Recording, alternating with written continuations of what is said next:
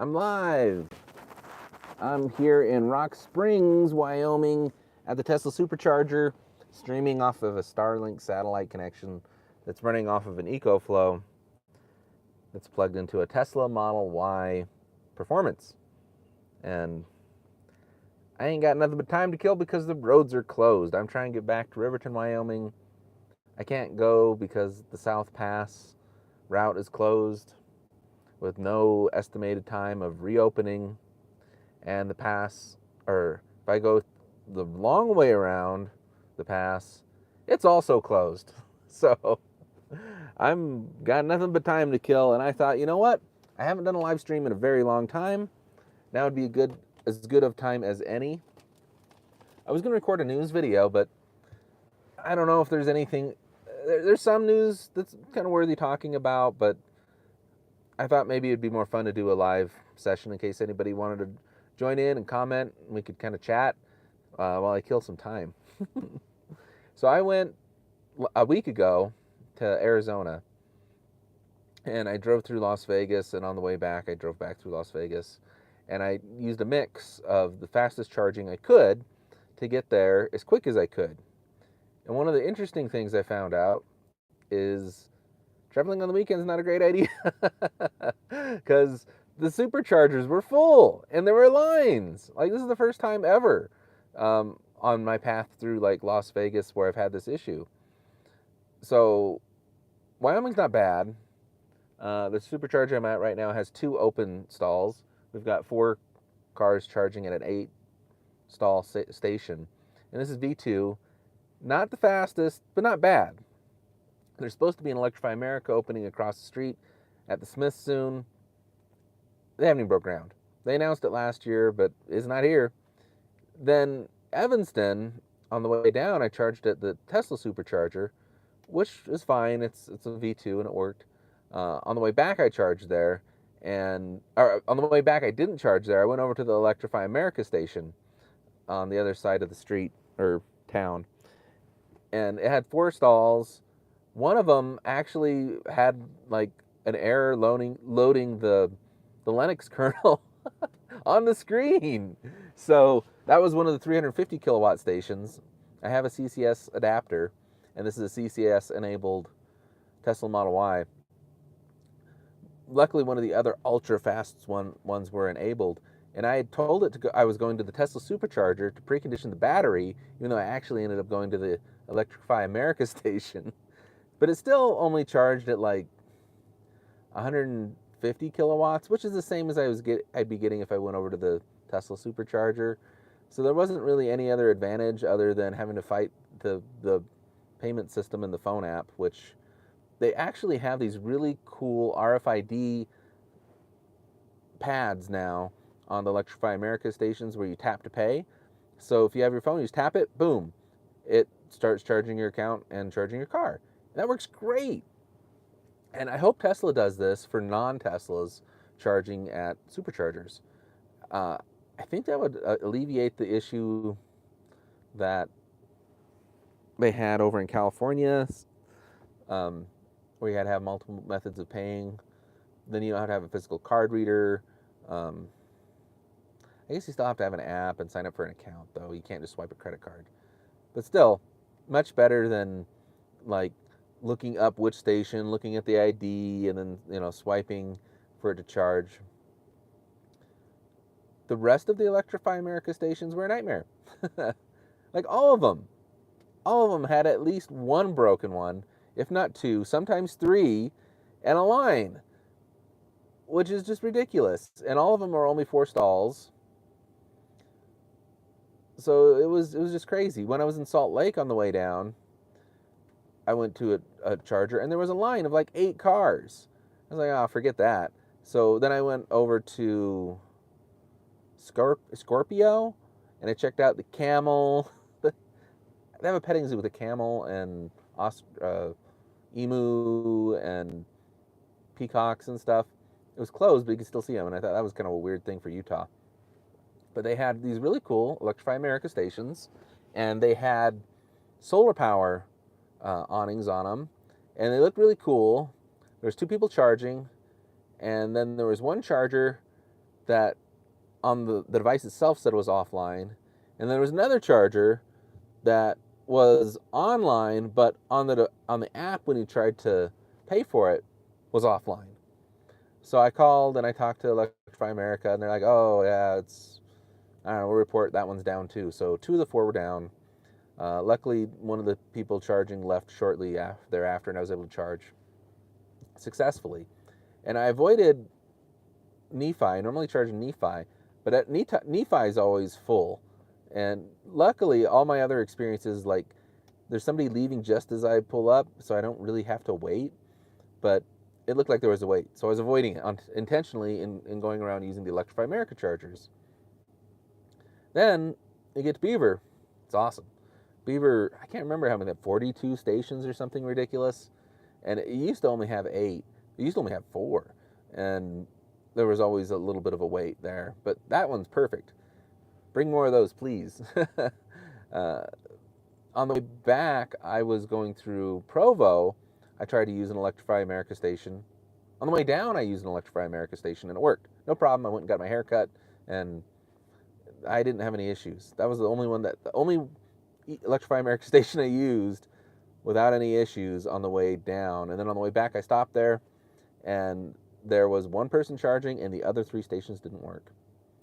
And another person pulled up, blocking one of the non-working stations right behind the other guy, turned on his hazards while I was trying to fiddle with one of the other ones to get it to work, like claiming that spot.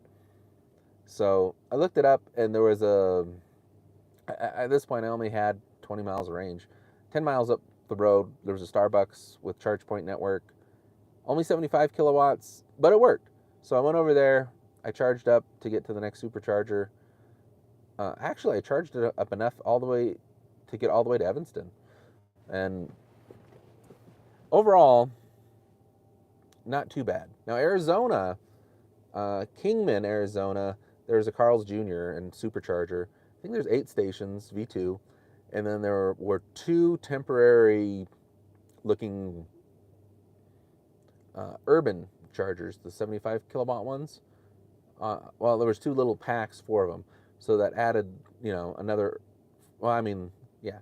So a total of 4 more additional ones. And it was actually full, but at the point that I pulled up, somebody was pulling out, and that worked out okay. The next place in Arizona after that, I can't remember the name of the town, but there was a wait. On the way down, it was very short wait, and on the way back, there was a bit of a longer wait, maybe about 15 minutes. It wasn't bad, but it was full.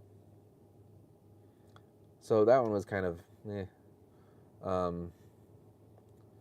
yeah, just interesting. Like, how can Electrify America have so many down chargers when Tesla literally on this trip had 0? All of them worked. Not a single one down. I'm glad they're putting that provision in the funding for the NAVI funds for electric car charging stations that say they have to have a certain percentage of uptime. I want to know how they're going to force the reporting on that, or check on it, or what. And Electrify America, do they have like contractors in every area, like to go out and reset things, or do they need remote access servers or something that can manually trigger breaker resets? Or I don't know what the issue is that they're having. I operate a small charging network here in Wyoming, and the issue I had was connectivity. So the modems would not connect to the cell towers sometimes, and they need power cycled. And you can remotely power cycle them, but not if you don't have connectivity. So the solution is when somebody calls, they're like, yeah, go flip the breaker. It used to be more common. Lately, it's been better. They've got some new modems that I put in, and they seem more reliable. They're NIACs. They're the same stupid ones that Electrify America has problems with.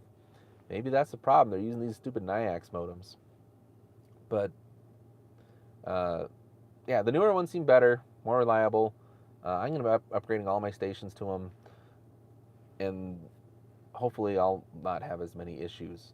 Part of the reason is they were operating on the 3G network, and they just straight up shut off the 3G network.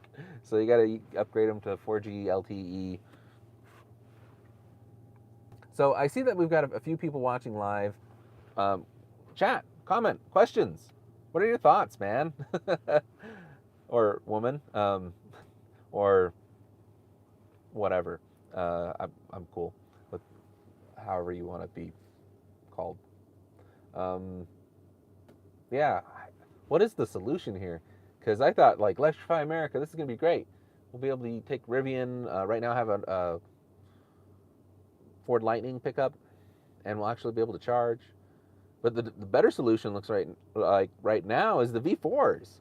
The Tesla V4s. Tesla says they're going to double their charging footprint this year, which they better, because if they keep doubling the amount of vehicles they sell, they need to also double the amount of chargers that are deployed, because the wait times are not fun. And I hear over in California it's horrendous. So I hope we don't get that way over here. Also, they're talking about just a lot more destination charging. And I think that's the real answer. I mean, supercharging's great. Don't get me wrong, but like if you everywhere you park, there's a bunch of level 2s just to plug in, then that'll alleviate a lot of the people that have to go to superchargers. And it'll be mainly for the people that need it for traveling, like when you're trying to get somewhere in the same day. But yeah, restaurants, like anytime you got to stop and eat, a level 2, I mean, it can add a pretty good amount of charge, especially like even if adding a bunch of level 2s around the supercharger stations like they have over at the High Roller in Las Vegas, that's great. I can't remember if they have 40 stations there, but they have a lot, V3. But then they've also got parking surrounding it with like another 20 or so level 2s, which is great, because if you go there and you're going to walk down I don't know, the Link Alley, I can't remember what they call it, but it's a street, like basically an outdoor mall, and you want to go eat something or whatever, the V3s are too fast, because you plug in, you're ready to go in 15 minutes, 20 minutes. You don't need that much time. And it looks like we are full here at the supercharger. Somebody just pulled in, and I've got 10 minutes left before I am at full. I'm getting it full because there's a really good chance I might get stuck. Again, I'm in Rock Springs, Wyoming, trying to get to Riverton, Wyoming, and the road's closed due to snow. And I don't think it's actively snowing as much as it's just really windy in Wyoming, and it's really cold. So when it's really cold and it's really windy, the snow's not melting, it's just blowing across the road. You can't see the road. And sometimes you get drifts that are taller than a car. So it don't matter if I was driving the Lightning or if I'm driving a Model 3 all-wheel drive, or I'm driving a Model Y all-wheel drive performance with snow tires. So even if they have the chain law over here, they usually do chain law and snow tires, or they do chain law or snow tires, or chain law or all-wheel drive. And I have at least 2 or 3 things. Contemplating going to pick up snow chains just in case. I don't want to get stuck out there. It's a long walk. It's about 60 miles of stretch of road that is kind of dicey. There's a way around the pass, but it's also closed. So much for getting home. The estimated time of them opening it is unknown. It could be an hour from now. It could be 3 days from now. It's hard to say. Let me know if it's breaking up at all. I have a Starlink in the back. It actually works pretty good. I just need to figure out a way to weigh it down with some sandbags or something, because too sharp of a turn, it flips. I have to have it. It's interesting. Like, I have it when I was going down to Arizona. I had it in the back because it was mostly pointing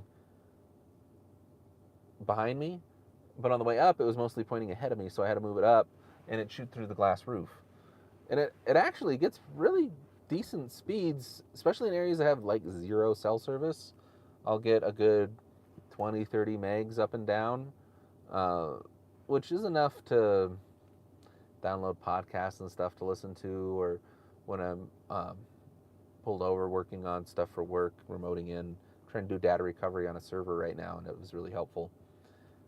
This is the first time yeah, first trip I've had where it's been enabled to work while moving in motion. Before it would work, but you had to stop. You'd have to like pull over and then it would work.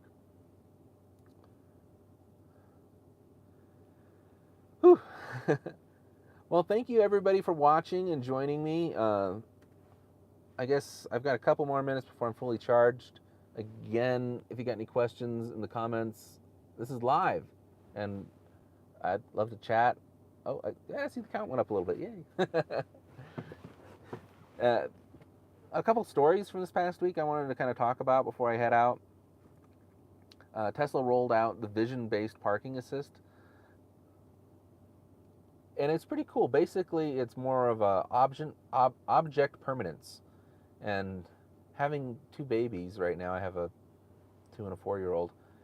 That was something I remember when they were really little that they tested for.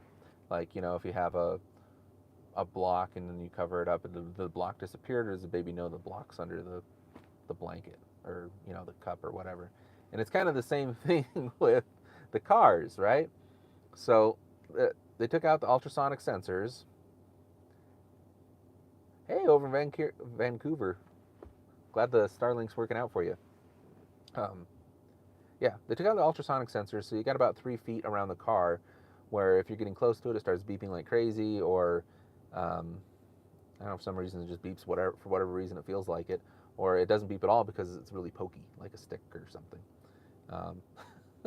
But the car, you know, like, I guess the idea is if you're a human in the car, you can only see, you know, the 4 or 5 feet in front of the car anyways. Like, there's a 4 or 5 feet in front of the car you cannot see because of just where your eyes are in the hood and whatever. And it's kind of a similar thing with the cameras, although the camera should be a lot better than what you can see with your eyes, and that's the idea behind it, right? Like, well, why are we wasting money on these sensors that are kind of iffy at best? They work pretty good, but they're not great. They're better than not having anything, and that's why people had them even before there was, you know, AI driving, because it helps you know if you're going to hit something when you're backing up. But yeah, apparently the thought process is the cameras can do it. They can actually see and detect real objects in the neural net, and it'll remember where they are spatially, GPS based, and it'll know, like, you're going to hit that, I don't know, branch in the road or whatever it is. When you go past the part where the car still can't see it, it'll remember that it's still there and how far away it is. And there's been some people testing it, and sure enough, I mean, it's pretty good. They'll measure, like, you know, being within 2 feet of something, and it's still really just 2 feet away. So it's cool they're working that out. It's pretty premature taking out the ultrasonic sensors and the radar. Sounds like some of the safety reporting has come down a little bit. They were technologies that were working, although the phantom braking on the radar has been really bad, and it's also bad with the vision based. So that needs a lot of work. It's bad. I mean, it's giving, you know, the driver assist systems a bad name. This all of a sudden just braking in the middle of the highway or freeway. This section here between Evanston and Rock Springs, there's a couple parts where it did it really bad on the way up. On the way back, it only happened a couple times.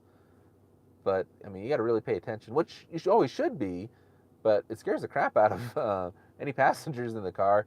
And if anybody's following too close behind you, it could cause an accident. Back, I don't know if you saw the Starlink, but it just moved. It's like, I got to find that constellation. Hopefully it didn't break up the feed too much. Yeah, what are you guys' thoughts on the ultrasonic sensors? I mean, I know Tesla's trying to lower the cost of the vehicles, and I think more than anything it was a part shortage. They're like, man, we can either ship cars or we can hold them up in a parking lot somewhere and wait for the sensors like Ford was doing and everybody else. So they're like, no, well, we can do it with vision based. We'll fix it with software. I think that's what really happened. So I guess they're backtracking on the radar. They have a higher definition radar in the newer cars. So I want to know what's going to happen to all these in-between cars that don't have the more advanced radar and don't have ultrasonics. Are they just never going to have a radar? Are they never going to be quite as good as the older, the new ones, or will the software make up for it? I think the idea is the software will make up for it. We'll see. What do you guys think? Oh, I thought this one was interesting. Um, Lucid Air. I got to see one in person over in Arizona. In fact, it was night and day difference between Wyoming and Arizona. Over where I was at the casino, Wild Horse Pass, almost every other vehicle was electric. It was cool. It was my dream come true. It was like, yay, we've done it. It's happening. Because over here in Wyoming, it's still a rare sight to see any electric vehicle. Like if you see one a day, that's awesome. But down there, like literally, like every other car was electric. There was a ton of Kias. I don't know. This is new Kia, and the guy I talked to one. I was in Electrify America, and there was two identical ones charging next to each other. He says, "Yeah, it gets like 300 and some miles of range, and charges fast, and it's cheap." And I was like, "Oh, cool." It looked neat. It looked futuristic. I didn't bother to catch the model, but yeah, tons of Teslas. I mean, just an absurd amount of Teslas. In fact, I did the thing that was in the news the other day, where somebody got into somebody else's car and took off because they had the exact same spec. Um, they were in the car. So I walked up to it and I opened the door and I was like, oh, sorry. But we had the same blue Tesla. Blue is like freaking really popular, and white interior. And it's kind of hard. Tesla's got to make some new colors, or they got to change up the way they look on the outside a little bit every couple years or something, because a lot of lookalikes. And they haven't said exactly how somebody drove off with somebody else's car. They said it was something in the app, but I think it was as simple as if you're too close to each other, then it's detecting the key from the phone, right? So if you're right next to each other and you get into each other's cars, you could actually put it in gear and leave. So the only way I think you could fix that is lower the amount of range on the Bluetooth or the pin to drive, or it might, maybe the opening is one set of range, but the actual ability to drive it is another set where it's a stronger signal that they allow. And they could probably push that through a software update. Like you need a negative 60 dB to unlock the car, but you'll need a negative 14 dB in order to drive the car. That's something that could be done. If you know anything about RF, I run a fixed wireless ISP and fiber optic network, which is all levels like that. Oh, so yeah, Lucid. Back to Lucid. They have CarPlay. They're like, we give up on our software. Let's go ahead and release CarPlay, which is fine. I have CarPlay in the Ford Lightning. It's the first CarPlay car that I've had. It's hit or miss. The Android Auto function works better. Like you get in, it just launches and it works. The wireless iPhone one, the iOS one, you have to go and select the phone half the time and then connect, and it takes a little minute. It's not bad, but it's cumbersome. And it's just limited.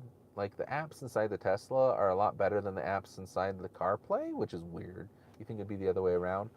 The only advantage is there's a lot more apps on CarPlay, which is great. But I wish Tesla would add it. I mean, it doesn't hurt anything to have it. Options are great. Anyways, what do you guys think? Android Auto CarPlay or a custom-built solution like Tesla and Rivian? Rivian, I think, still needs work. I had a Rivian for almost a year. Wish I still had it. I like the truck better than the Lightning, but the functionality of the Lightning is better for my day-to-day stuff. The charging, or the power capability, the power output for being able to power devices and work equipment is great, and the ability to haul a bunch of stuff, the truck, is better. So those things are nice. It's a little bit quieter ride. It's almost identically as fast. It's just maybe a hair slower, but it's not. I don't know. Trucks aren't race cars. I miss the air suspension. That's the only really big thing that I miss about the Rivian. And then the interface. It's more like a Tesla. The walking up to it and unlocking and stuff versus like having to hit a start button and fiddle with locking and unlocking with a fob and all that old school stuff. As this gear selector I had to have fixed. That doesn't do anything. I mean, it's a physical motor driven thing and it's an electronic switch on electric motors.